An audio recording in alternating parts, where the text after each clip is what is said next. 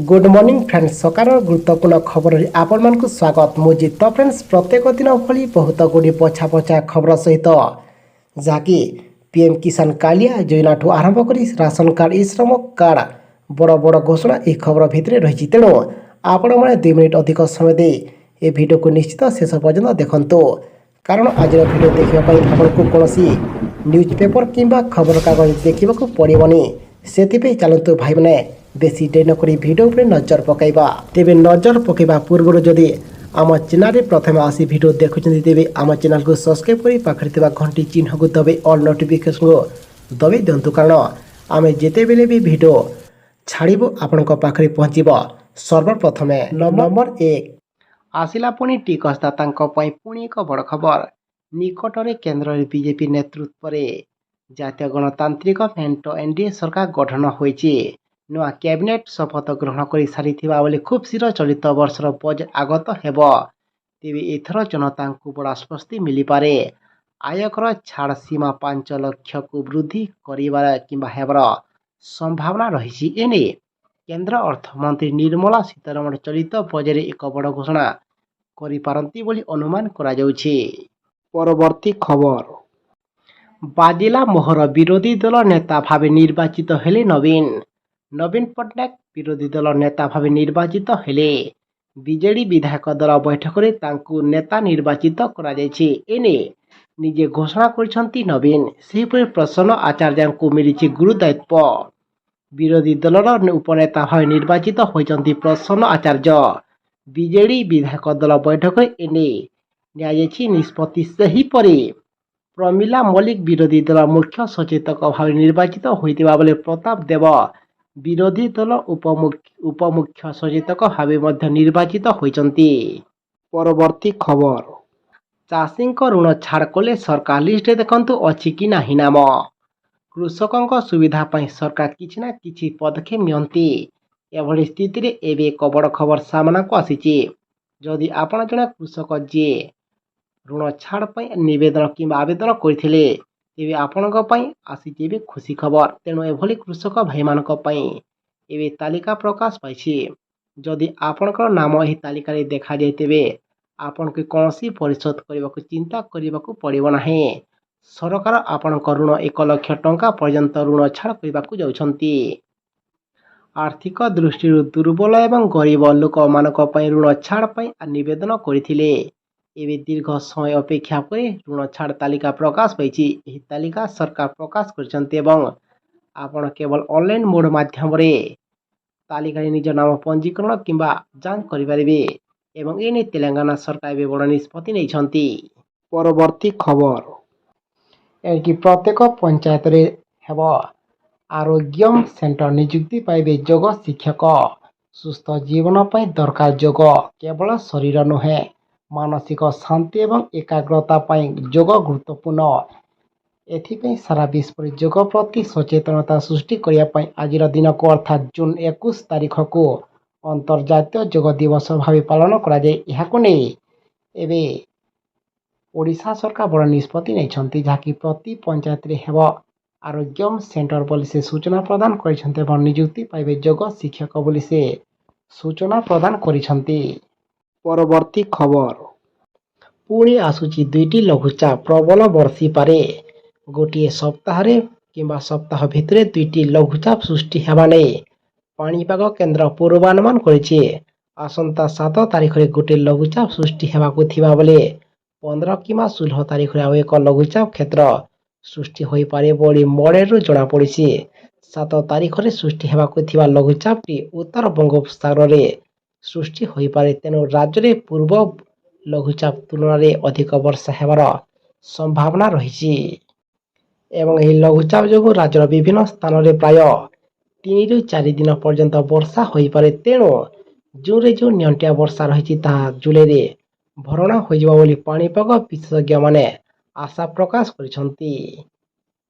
परवर्ती खबर आसिला पुणी बुढ़ा बुढ़ी बार्धक्य भत्ता को नहीं पुणी एक खुशी खबर राज्य में बढ़ मेधुबाबू पेंशन योजना नुआ मुख्यमंत्री दायित्व नेवा पर राज्यवासी को मोहन सरकार आउ एक उपहार भेटी देइछंती ଏହା 3,000 ଟଙ୍କାରୁ ବଢ଼ିବ ବୋଲି ରାଜ୍ୟ ସାମୟିକ ସୁରକ୍ଷା ମନ୍ତ୍ରୀ ନିତ୍ୟାନନ୍ଦ ଗଣ୍ଡ ସୂଚନା ଦେଇଛନ୍ତି। ଖବର ଅନୁସାରେ ନିର୍ବାଚନ ପୂର୍ବରୁ ରାଜ୍ୟରେ ବିଜେପି ସରକାର ଗଠନ କଲେ ଭତ୍ତା ବଢ଼ିବାକୁ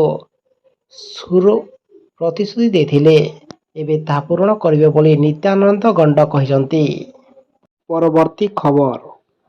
ଓଡ଼ିଶାରେ ଚାକିରି ଖୋଜୁଥିବା ଆଶାୟୀଙ୍କ ପାଇଁ ଆସିଲା ଖୁସି ଖବର। ବିଦ୍ୟାଳୟଗୁଡ଼ିକରେ ଖାଲିଥିବା ଶିକ୍ଷକ ପଦବୀ ପୂରଣ ହେବ। ରାଜ୍ୟରେ ଶିକ୍ଷକ ଅଭାବ ବି ଦୂର ହେବ। ନୂଆ ସରକାରଙ୍କ ଦ୍ୱିତୀୟ କ୍ୟାବିନେଟରେ ଶିକ୍ଷକ ନିଯୁକ୍ତି ନେଇ ମହତ୍ତ୍ୱପୂର୍ଣ୍ଣ ନିଷ୍ପତ୍ତି ନେଇଛନ୍ତି ସରକାର। ଓଡ଼ିଶା ବିଦ୍ୟାଳୟ ଶିକ୍ଷା ପ୍ରାଧିକରଣ ଦ୍ୱାରା 18,788 ପ୍ରାର୍ଥୀଙ୍କ ଚୟନ ତାଲିକା ଅନୁଯାୟୀ ନିଯୁକ୍ତି ଦିଆଯିବ। ରାଜ୍ୟରେ ଏବେ ବିଦ୍ୟାଳୟ ଏବଂ ଗଣଶିକ୍ଷା ବିଭାଗରେ ସର୍ବାଧିକ 57,000 ପଦବୀ ଖାଲି ପଡ଼ିଛି। ପ୍ରାଥମିକ ବିଦ୍ୟାଳୟରେ ପ୍ରତି 29ଟି ପିଲାରେ ଜଣେ ଶିକ୍ଷକ ଏବଂ ଉଚ୍ଚ ପ୍ରାଥମିକ ବିଦ୍ୟାଳୟରେ 21 ପିଲାଙ୍କର ଜଣେ ଶିକ୍ଷକ ପିଲାଙ୍କୁ ପାଠ ପଢ଼ାଉଛନ୍ତି। ତେଣୁ ଏହି ଖାଲି ପଦବୀ ପୂରଣ ପାଇଁ ଯୋଜନା ଭିତ୍ତିକ ଭାବେ କନିଷ୍ଠ ଶିକ୍ଷକଙ୍କୁ ନିଯୁକ୍ତି ଦିଆଯିବ। ପରବର୍ତ୍ତୀ ଖବର। ଆସିଲା ପୁଣି ମହଙ୍ଗା ଭତ୍ତା। 1 କୋଟି ସରକାରୀ କର୍ମଚାରୀ ଓ ପେନ୍ସନଭୋଗୀଙ୍କ ପାଇଁ ପ୍ରଧାନମନ୍ତ୍ରୀ ମୋଦି ଏକ ବଡ଼ ଘୋଷଣା କରିବେ। କେନ୍ଦ୍ର ସରକାର ଖୁବ୍ ଶୀଘ୍ର ମହଙ୍ଗା ଭତ୍ତାଟିଏ ବୃଦ୍ଧି କରିବେ।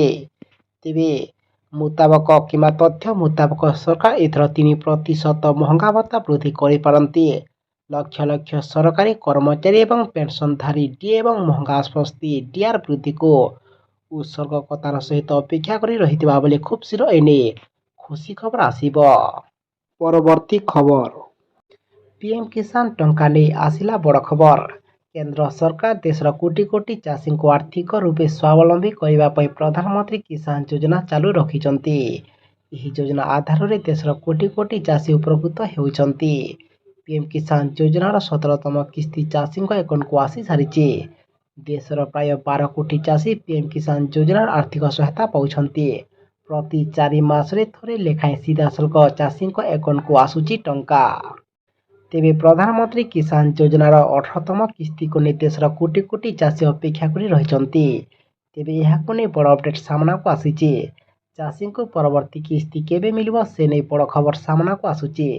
ଜାତୀୟ ଗଣମାଧ୍ୟମର ରିପୋର୍ଟ ଅନୁଯାୟୀ ଏହି ମାସର ଯେକୌଣସି ତାରିଖରେ କିମ୍ବା ଆସନ୍ତା ମାସର ପ୍ରଥମ ସପ୍ତାହରେ ଯେକୌଣସି ତାରିଖରେ ସରକାର ଟଙ୍କା ଦେବାଟା ସୂଚନା ରହୁଛି।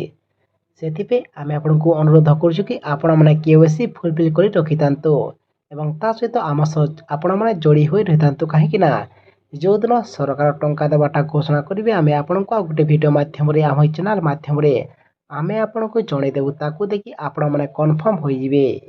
ପରବର୍ତ୍ତୀ ଖବର। ରାସନ କାର୍ଡଧାରୀଙ୍କ ପାଇଁ ଆସିଲା ଏବେ ଖୁସି ଖବର। ପୁଣି ଥରେ ରାସନ କାର୍ଡ ହିତାଧିକାରୀଙ୍କୁ ଚାଉଳ ସହ ମିଳିବ ଗହମ।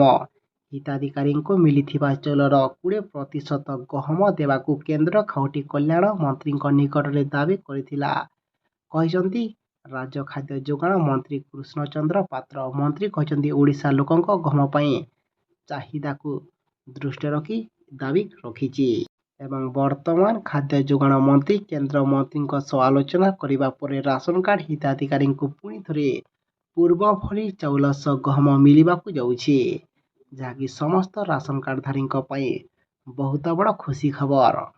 ପରବର୍ତ୍ତୀ ଖବର। ସବୁ ଝିଅଙ୍କୁ ସରକାର ଦେବେ 5,000 ଟଙ୍କା। ଦେଶରେ ଯୁବତୀ ତଥା ମହିଳାଙ୍କ ବିକାଶ କ୍ଷେତ୍ରରେ ବେଶ୍ ପ୍ରାଧାନ୍ୟ ଦେଉଛନ୍ତି କେନ୍ଦ୍ର ସରକାର।